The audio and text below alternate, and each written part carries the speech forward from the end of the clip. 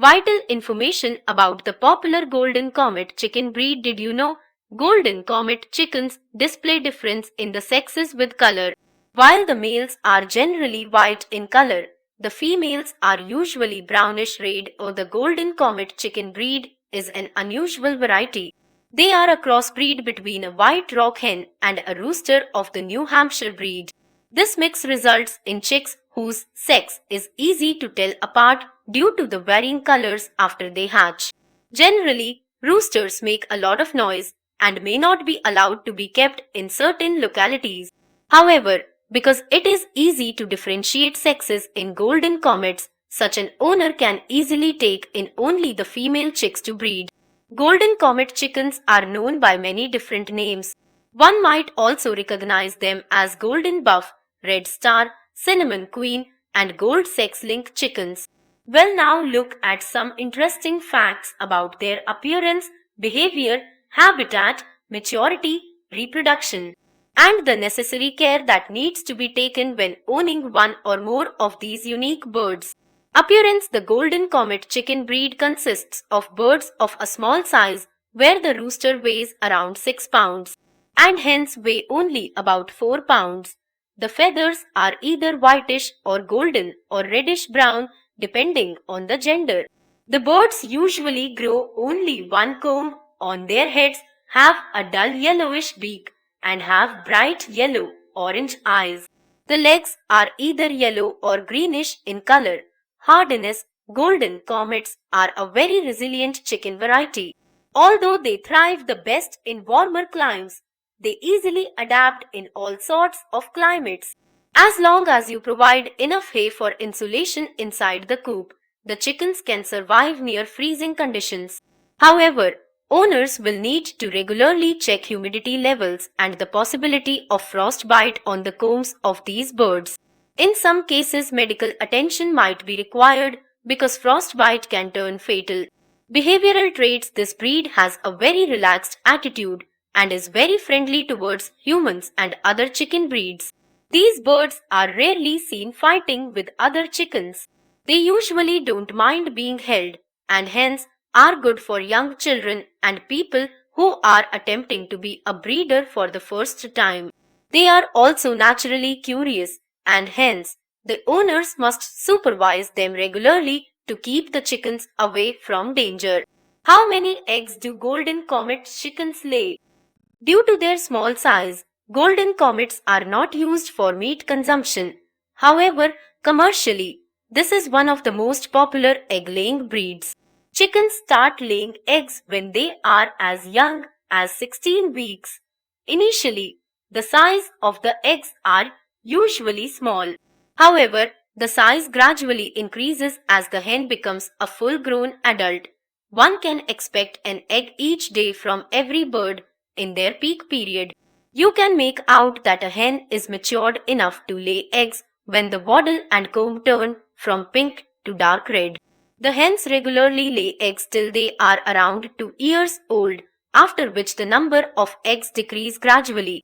This is the time when most commercial establishments have the hens replaced. Good shelter, food, and water will ensure that the size and quality of the large eggs with a mellow brown egg color is maintained. And so is the rate of production. These hens are great egg layers comparable to even the Rhode Island red chicken. Chicken coop considerations. A good shelter is very important in keeping the chickens healthy and increasing their lifespan considerably. Let's look at the various facets of building a good chicken coop. Construction material. If you have significant carpentry skills, this job will be much easier for you. Make sure that the material that you are using is not colored with lead paint, as this is toxic for the birds. Recycling old furniture in making the coop is a good idea to save you some money, and it is also environment friendly. Selecting a site. Choose a place that has partial shade, good drainage to protect from rains, and offers easy access for cleaning, providing food and water. Ideally, the space should be able to occupy a coop that offers at least 6 sq feet for each bird. Walls and floors. The coop can be made from wood, steel, or concrete, depending on the ease, durability, and expense. However, the important thing is that it should be built securely so that it can stop predators such as snakes and raccoons from getting in. But at the same time, it should allow free ventilation for the chickens. The coop should have branch-like structures and nesting boxes for the birds to rest and lay eggs. These places will usually be surrounded by poop, so regular cleaning is necessary. For the same reason, avoid creating shelves and ledges inside the coop.